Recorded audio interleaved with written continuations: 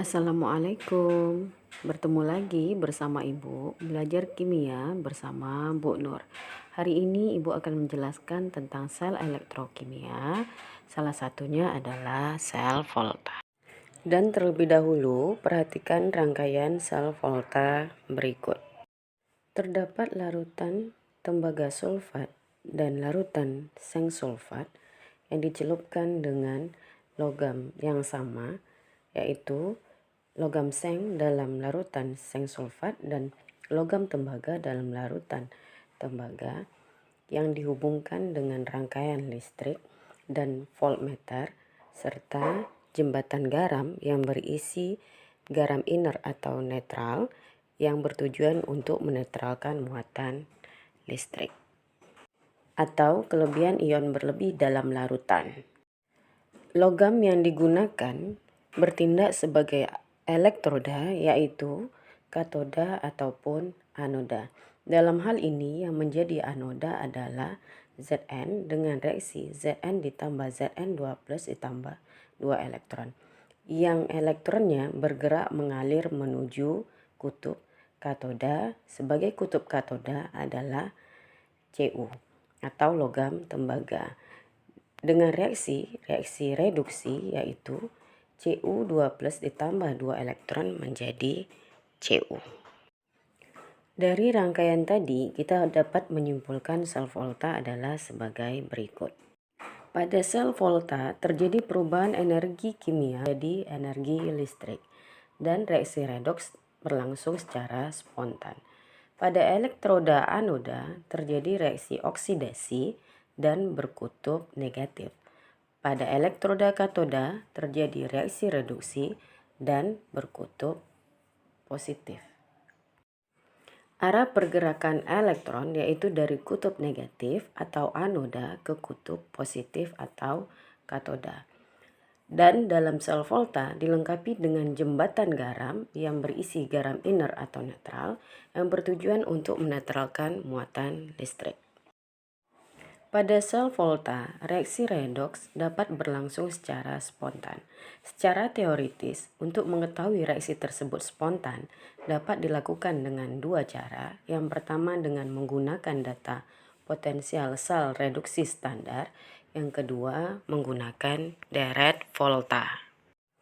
Pertama sekali kita akan membahas reaksi redoks spontan atau menghitung potensial sel dengan menggunakan data potensial elektroda reduksi standar. Perhatikan tayangan berikut. Rangkaian ini merupakan rangkaian elektroda hidrogen yang merupakan elektroda pembanding untuk menentukan potensial sel dari elektroda logam lain yang terlihat pada animasi berikut ini, yaitu logam zinc atau seng yang dibandingkan dengan hidrogen sehingga diperoleh potensial reduksi standarnya yaitu bernilai minus 0,76. Dan inilah yang disebut dengan potensial reduksi standar atau yang dikenal dengan E0. Tabel ini merupakan tabel data potensial elektroda reduksi standar. Jadi potensial sel yang dihasilkan dari reaksi itu dapat kita hitung menggunakan data potensial sel reduksi standar. Kemudian reaksi redoks akan dinyatakan spontan apabila E0 sel yang dihasilkan berdasarkan reaksi secara teoritis itu nilainya harus positif.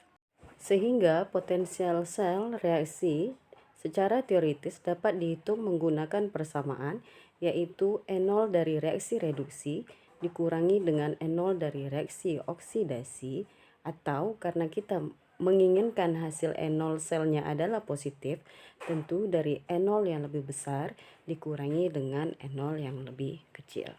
Baik, Ibu akan memberikan contoh soal untuk sel volta, yaitu untuk menghitung potensial sel dengan menggunakan data potensial sel reduksi standar. Jadi ingat, nanti data yang diberikan adalah selalu data berupa reaksi reduksi. Jadi di sini ada soalnya potensial elektroda perak dan magnesium dengan data sebagai berikut. Ag plus ditambah elektron menjadi Ag, E0-nya 0,8 volt. Kemudian Mg2+ ditambah 2 elektron menjadi Mg N0-nya diketahui min 2,37 volt. Dan ini merupakan selalu data reaksi reduksi. Yang ditanya adalah anodanya dan persamaan reaksinya bagaimana. Yang B itu yang menjadi katoda apa, kira-kira logamnya apa, dan persamaan reaksinya. Kemudian potensial sel atau N0 sel yang dihasilkan dari reaksi tersebut. Kemudian yang D yaitu tuliskan reaksi selnya. Yang E itu adalah menuliskan diagram atau notasi sel. Baik, kita akan jawab untuk soal yang tadi. Yang pertama yang ditanya adalah anoda dan persamaan reaksinya. Jadi dalam menentukan anoda ataupun katoda itu kita perlu melihat data dari N0 atau data potensial reduksi standar. Jadi yang menjadi anoda itu adalah yang saya dikatakan N0-nya lebih kecil. Jadi dalam hal ini yang memiliki N0 lebih kecil itu adalah reaksi sel dari Mg. Sehingga kita buat di sini tentu yang menjadi anoda adalah logam Mg-nya. Dimana kalau kita lihat tadi data N0-nya, ini mungkin Ibu tuliskan kembali, yaitu minus 2,37 volt. Ya. Kemudian yang ditanyanya adalah reaksinya. Ingat dalam reaksi pada anoda itu adalah reaksi oksidasi.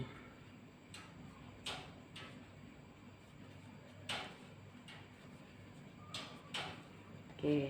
Sehingga kalau data awalnya itu adalah berupa data reduksi, maka data dari reduksi tadi tentu kita akan balik. Yang awalnya dari ion berubah menjadi logam, maka di sini akan berubah dari logam terlebih dahulu kita buat, dia akan berubah menjadi ionnya, jadi Mg2+. Kemudian kita tambahkan 2 elektron. Kalau misalnya kita buat fase, ini adalah fase solid, ini adalah fase aki. Oke, itu yang A. Kemudian kita berpindah ke pertanyaan kedua. Yang ditanyanya adalah katoda. Nah, kalau katoda tentu kebalikan dari anoda. Kalau anoda tadi adalah yang memiliki N0-nya lebih kecil, maka pada katoda itu adalah yang N0-nya lebih besar. Jadi dalam hal ini yang memiliki N0 lebih besar itu adalah Ag. Maka karena elektroda itu yang digunakan adalah berupa logamnya, maka yang menjadi katodanya itu adalah logam Ag. Atau misalnya Ibu buatkan kembali N0-nya di sini sebagai perbandingan, yaitu plus 0,80 volt. Jadi terlihat Mg N0 lebih kecil, Ag N0-nya lebih besar. Kemudian kita masuk pada reaksinya. Reaksinya itu pada katoda adalah reaksi reduksi.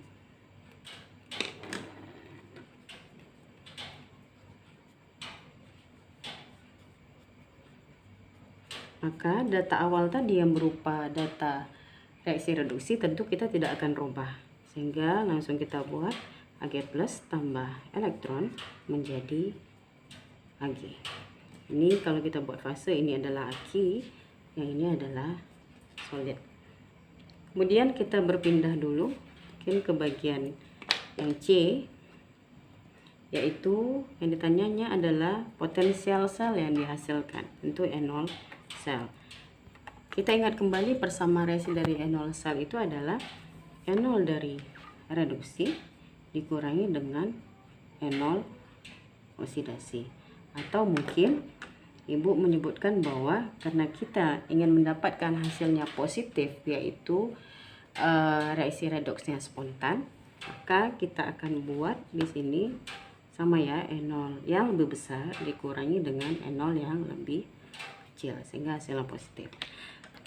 Sehingga kita akan masukkan data N0 reduksi tadi itu adalah Ag dengan nilai 0,8. Kita masukkan di sini plus 0,8, kemudian kurang 2,37, yaitu miliknya Mg karena dia teroksidasi. Maka kita akan peroleh data N0 selnya adalah 3,17 volt positif. Oke, sekarang kita melihat pertanyaan yang D, yaitu tuliskan reaksi sel.